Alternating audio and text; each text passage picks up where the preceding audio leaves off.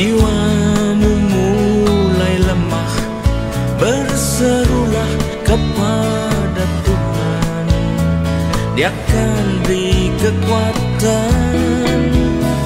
Bila kau merasakan hidupmu semakin susah, berserulah kepada Tuhan, Dia beri pertolongan dalam susah dan pencobaan. Dunia serasa menekan, lari tanpa tujuan, tiada kelepasan. Bertelutlah di kaki Tuhan, Dia tak pernah tinggalkan.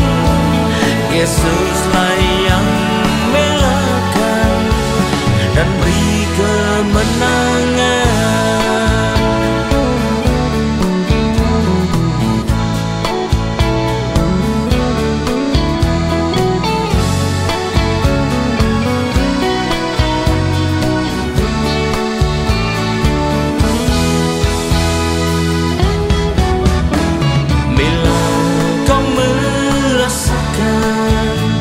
Jiwamu mulai lemah, berserulah kepada Tuhan, Dia akan beri kekuatan. Bila kau merasakan hidupmu semakin susah, berserulah kepada Tuhan, Dia beri pertolongan dalam susah dan pencobaan. Dunia serasa menekan, lari tanpa tujuan, tiada kelepasan. Bertelutlah di kaki Tuhan, Dia tak pernah tinggalkan. Yesuslah yang melakukan dan beri kemenangan dalam susah dan pencobaan.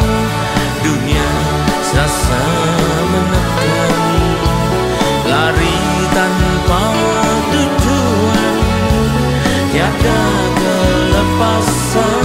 Bertelutlah di kaki Tuhan, Dia tak pernah tinggalkan. Yesuslah yang melakukan dan beri kemenangan. Yesuslah yang melakukan dan beri kemenangan. Yesuslah yang melakukan dan beri kemenangan.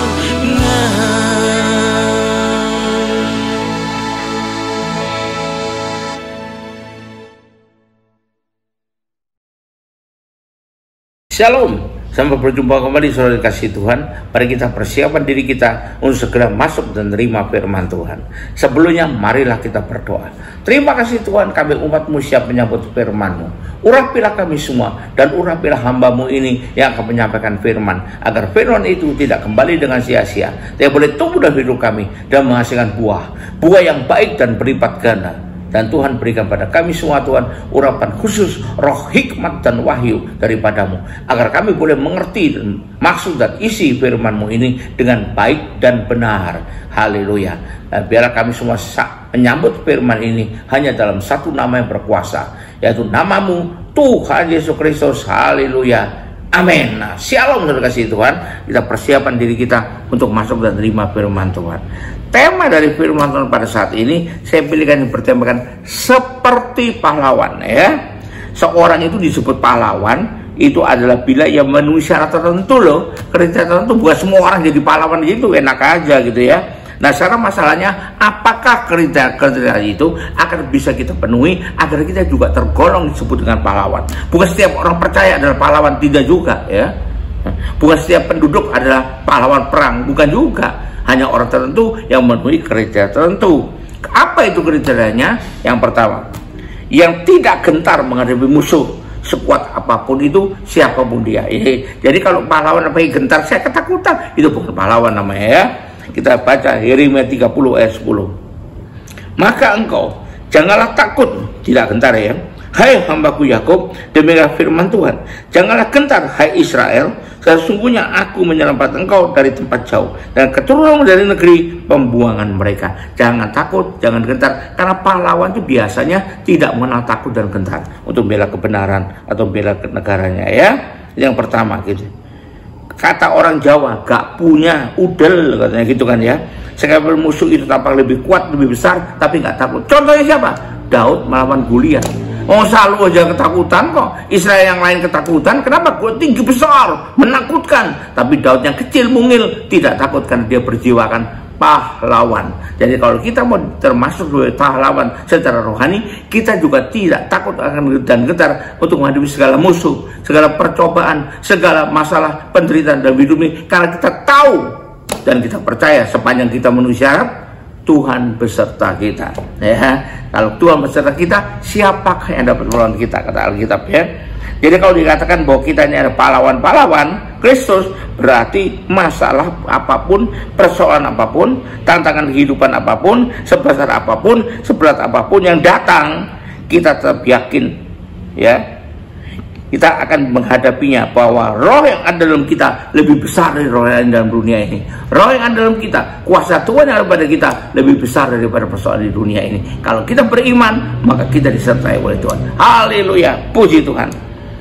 Dan kita tidak akan gentar, tetap melangkah maju. Kalau orang bilang saat hidup tiada harapan, melangkah maju banyak rintangan, mundur juga banyak hambatan. Tapi kalau kita pahlawan secara rohani, kita tetap akan melangkah maju ya, dengan menguasai diri dan mengandalkan serta berserah kepada Tuhan semata ya. Jadi bukan mengandalkan diri sendiri, tapi mengandalkan Tuhan ya. Yang kedua, seorang pahlawan adalah orang yang siap berkorban sampai di darah terakhir, bukan untuk dirinya sendiri saja, tapi untuk kepentingan orang lain juga. Itu baru pahlawan. Kalau untuk dirinya sendiri bukan pahlawan itu namanya ya. Kita baca Filipi 2 ayat 3. Dengan tidak mencari kepentingan sendiri atau puji-pujian yang sia-sia. Sebaliknya, hendaklah dengan rendah hati yang seorang menganggap yang lain lebih utama daripada dirinya sendiri. Tidak mementingkan dirinya sendiri. Itu adalah seorang pahlawan. Berikutnya kita baca lagi di 2 Korintus atau Filipi 4 ayat 18. Ada cukup banyak ayat tapi kita baca semua ya. Kita baca Filipi 4 ayat 18. Ini aku telah menerima semua yang perlu daripadamu. Malahan lebih daripada itu, aku beriman karena aku telah menerima kiriman dari Epafroditus, suatu persembahan yang harum dan suatu korban yang sukai dan berkenan kepada Allah, tidak untuk dirinya sendiri ya. Yang terakhir untuk poin ini kita baca di 2 Timotius 2 ayat 4. Seorang prajurit yang sedang berjuang tidak mau dengan dirinya dengan soal penghidupannya, soal egois, soal dirinya sendiri ya. Supaya dengan demikian ia berkenan kepada komandannya. Itulah ciri-ciri seorang pahlawan. Nah ini, jadi kita perlu tahu, tidak siap berjuang sampai tidak penghabisan, bukan hanya untuk dirinya sendiri saja. Itu, lihatlah pula contoh kita, para pahlawan kemerdekaan ya. Zaman-zaman dulu tidak hanya memikirkan karirnya, juga tidak hanya memikirkan pangkat, jabatan, kedudukan dirinya, tapi kepentingan negaranya. Kata firman Tuhan apa? Efesus 5 ayat 25. Mari kita lihat. Hai suami, kasihilah istrimu. Ini bicara tentang istri sebetulnya. Sebagaimana, ini yang inti di sini. Sebagaimana Kristus telah menyerahkan dirinya baginya, mengasihi jemaat dan telah menyerahkan dirinya baginya. Jadi tidak untuk kepentingan sendiri saja. Ya, jadi betul-betul untuk kepentingan yang lain. Yohanes 12 ayat 25 kita baca lagi. Barang siapa mencintai nyawanya, ia akan kehilangan nyawanya. Dan barang siapa tidak mencintai nyawanya di dunia ini, ia akan meliharanya untuk hidup yang kekal. Ini salah satu prinsip hidup, prinsip berpikir dari para pahlawan. Ya, itu yang kedua. Kita lihat faktor ketiga, apa kriterianya? Yaitu taat pada aturan-aturan, pada perintah komandannya. Tidak sembarang melanggar sendiri, pakai pikiran sendiri, pakai kehendak sendiri. Tidak. Pahlawan Sebab hebatnya taat pada aturan dan perintah dari komandannya, ya. Kita perlu tahu. Kita baca Roma 6 ayat 16. Apa kamu tidak tahu bahwa apabila kamu menyerahkan dirimu pada seorang yang sebagai hamba untuk mentaatinya, kamu adalah hamba orang itu yang harus kamu taati, baik dalam dosa yang memimpin kamu pada kematian maupun dalam keadaan yang memimpin kamu kepada kebenaran. Apapun juga. Kalau kita lihat TNI sangat taat pada perintah komandannya, ya itu. Karena mereka semua bercita-cita menjadi pahlawan negara. Ya, kita lihat lagi Roma 2 ayat 25. Sunat memang ada gunanya jika mentaati hukum Taurat atau aturan, ya. Tapi jika engkau melanggar hukum Taurat, maka sunatmu tidak ada gunanya lagi. Nah, ini kita tahu, ya. Kemudian kita lihat di Titus 2 ayat 9. Hamba-hamba bawahan adalah taat kepada tuannya dalam segala hal dan berkenan pada mereka, jangan membantah. Itu perintah firman Tuhan. Nah, terakhir kita baca di Ibrani 3 ayat 17. Itulah sebabnya, maka dalam segala hal ia harus samakan dengan saudara-saudaranya, supaya ia menjadi imam besar yang menaruh belas kasihan dan yang setia kepada Allah untuk menampilkan dosa seluruh bangsa, taat untuk kepentingan orang banyak, ya, untuk kepentingan yang lain. Yang terakhir, kalau kita mau jadi pahlawan, kita tidak memikirkan keuntungan sendiri, kesenangan pribadi, ya, tidak memikirkan itu, tidak mengutamakan itu. Kita baca di 2 Timotius 2 ayat 4. 2 Timotius 2 ayat yang keempat. Seorang prajurit yang sedang berjuang untuk jadi pahlawan, ia harusnya tidak musingkan dirinya dengan soal penghidupannya, pribadinya, kepentingan diri sendiri, supaya dengan demikian ia berkenan kepada komandannya. Kita perlu tahu, dan yang dipikirkan adalah bagaimana merebut mendapat kemenangan, bukan cuma untuk dirinya, tapi untuk orang lain juga. Tidak repot, tidak fokus pada kesenangan dunia, fokusnya pada pelayanan kepada Tuhan. Itulah ciri-ciri atau kriteria para pahlawan Tuhan. Dan biar kita semua, saya doakan, bisa memenuhi syarat, memenuhi kriteria, sehingga bisa menjadi pahlawan di mata Tuhan. Haleluya, puji Tuhan. Mari kita akhiri ibadah ini dan terima berkat dari Tuhan.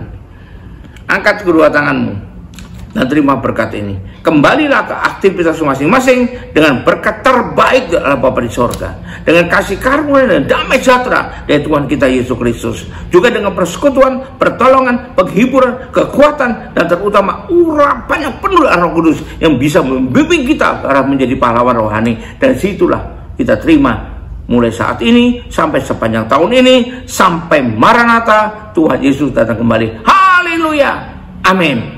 Sampai jumpa, Tuhan berkati. Haleluya.